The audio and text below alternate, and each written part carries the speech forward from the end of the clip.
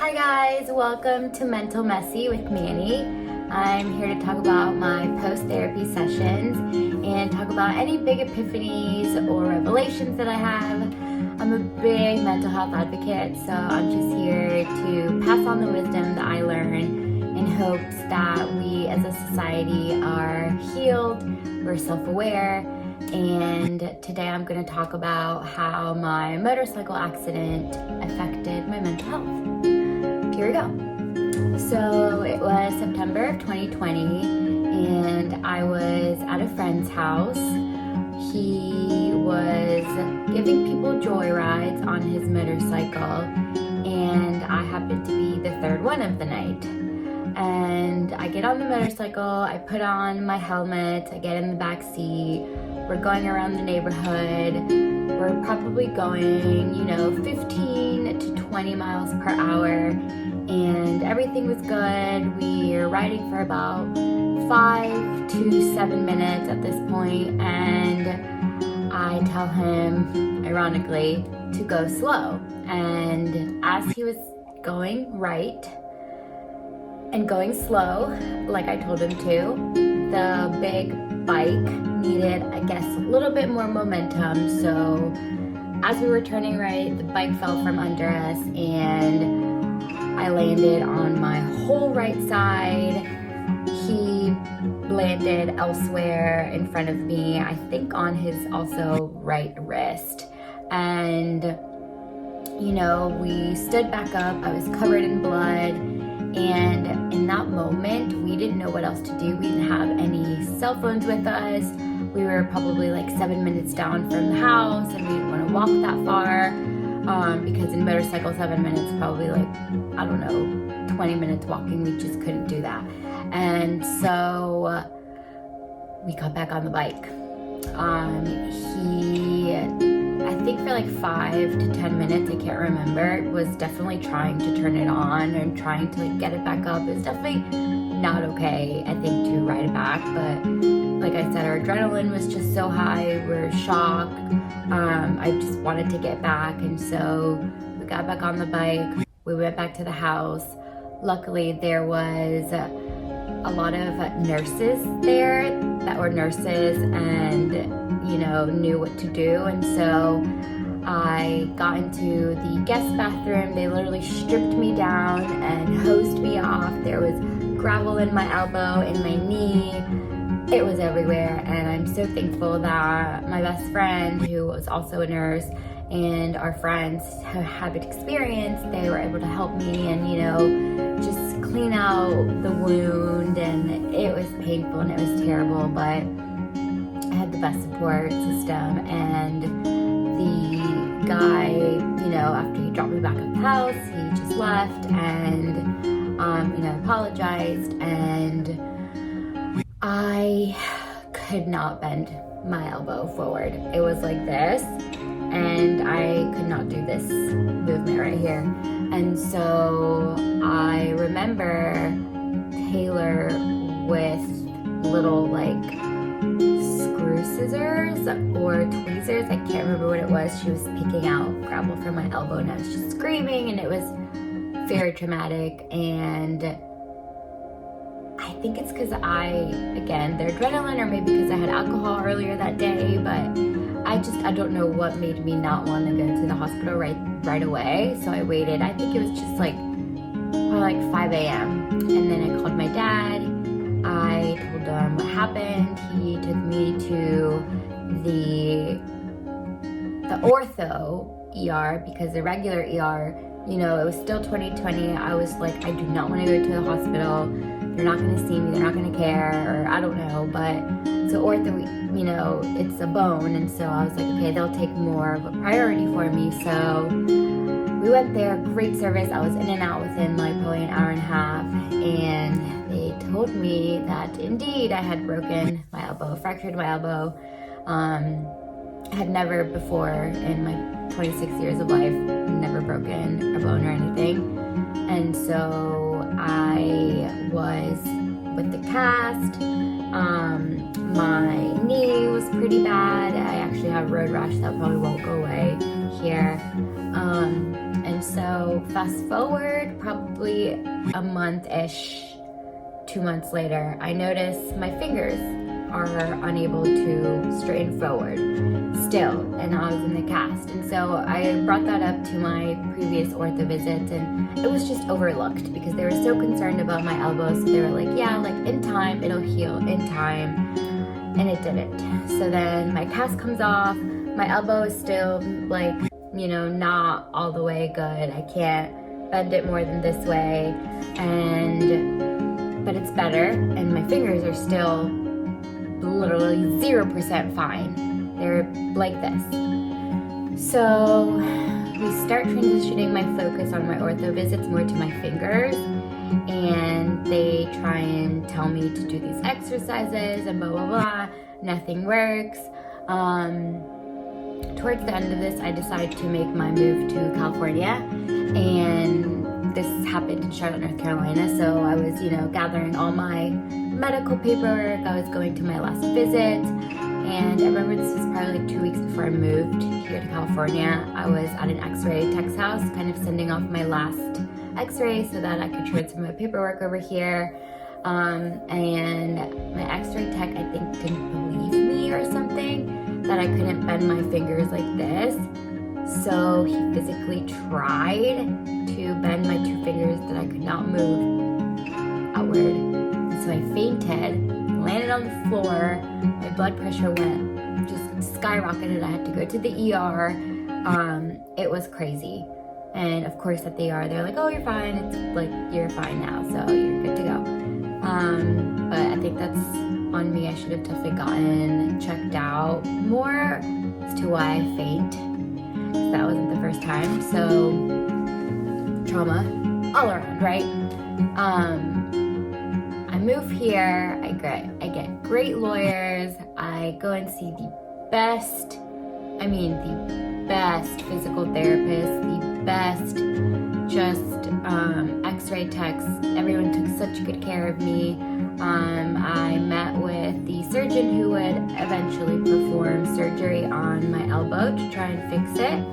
And this past June of 2021, I had surgery to fix my elbow, but also in hopes that while I was under, they would do finger manipulation and kind of move my fingers, you know, back to normal. And then also just try and, you know, move it, extend it back as normal as it was before. It didn't work. It was an unsuccessful surgery for my fingers, but for my elbow, like, as you can see, I can straighten it back out. This is the scar of everything. I was not able to bend it like this, so I'm so thankful that at least that was, you know, taken care of. As for my fingers, I still cannot. This is as far as I can move them. That's literally as much as I can go. And it hurts. All the time it hurts.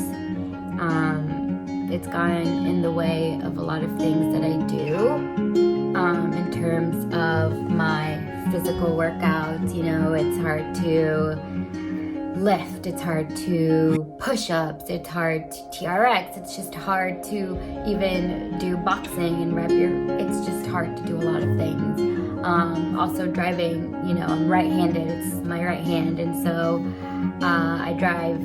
was able to drive like this, and I can't grip it now all the way. Writing, I can still write, but I had to learn to be a little ambidextrous in the beginning, so I guess that's a little blessing in disguise. I learned to brush my teeth with my left hand, straighten my hair, do some of my makeup, write, and definitely my penmanship is highly, highly affected, just because from my middle finger to the left, it's like numb. It's a very, very numb feeling. I can't explain it. It's numb and it's icky, and so, you know, putting the pressure down on the table is just weird. So penmanship is affected.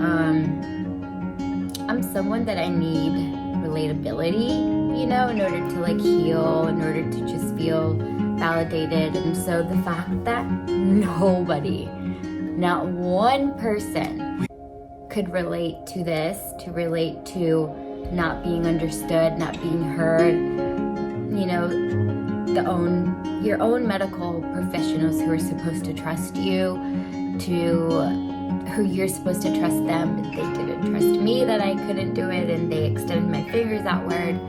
It really affected my mental health because I felt so alone. I definitely noticed a shift in my personality. Like, I'm not as goofy, I'm not as like vibrant. It took a toll, it took a dark toll. My energy's low. Anytime I just, got out of that funk, I was reminded of the accident because someone went to high-five me and I couldn't. It's an everyday struggle when I meet new people. I meet people probably every day. That's all not every day. I meet people every weekend, every week. And it's hard, it's as silly as just not being able to shake their hand correctly and not wanting to be like, oh my gosh, I was in an accident, I can't shake your hand. Like, it's just this whole thing. And I was very vocal about it. If you follow me on social media, I have posted about it a bunch, and I haven't posted much since probably my surgery in July, just because I think you guys are sick of my shit and you don't want to hear it anymore. But there's people who have been in accidents and who their mental health has been affected, and I still have tramadol, oxys, hydros in my nightstand because I don't want to take them because I am in pain all the time, every day. Definitely a level like, I would say 3. It's not excruciating, but it's a pain. And in the beginning, I definitely was taking those tramadols every night, and I just didn't want to get into a habit. Didn't want to drink every night. I didn't want to. Now I will say, I do smoke marijuana all the time, and that happened way before my accident. And don't come at me for this. I don't think you can get addicted to marijuana. So definitely smoking helps alleviate my pain a lot. In terms of it just relaxes my muscle, relaxes my brain, and so I do turn to that for some relief sometimes. But I don't think it's talked about enough when people have accidents, especially athletes, especially car accidents, especially, we're now in our later 20s, we're discovering, probably more issues within us, like we're diabetic, or we have low blood pressure, we can't have kids, or just, there's a lot of things happening right now in this age with us that it could affect our mental health. And these are just multiple reasons why I'm in therapy, because I don't want this traumatic physical accident to keep getting in the way of healing and of positive thinking. And I know I have repeated this a lot, but just having someone to help you navigate those feelings and helping you think and other, outside the bubble. I am keeping my hopes high. I think my faith is coming in handy because there's been people who have been told they can't walk, they can't run, and it ends up happening. And so post-surgery, when I went back to my surgeon, he said that I probably won't ever have mobility in those fingers again. But since the surgery was in June, and it takes a whole year for the nerves that he, moved around in my arm, it takes a whole year for them to grow back to normal, before we could even consider another surgery. And so during this time, there's kind of been a hope that more mobility would happen, and there hasn't. And so even when I try and extend it deep as I can go. And I think another surgery would happen in June, hopefully, to just physically fix this. But keeping my spirits high. Thank you for listening. And don't get on motorcycles, kids, okay? I'm 28 years old and my parents have banned me from riding in motorcycles. Thank you.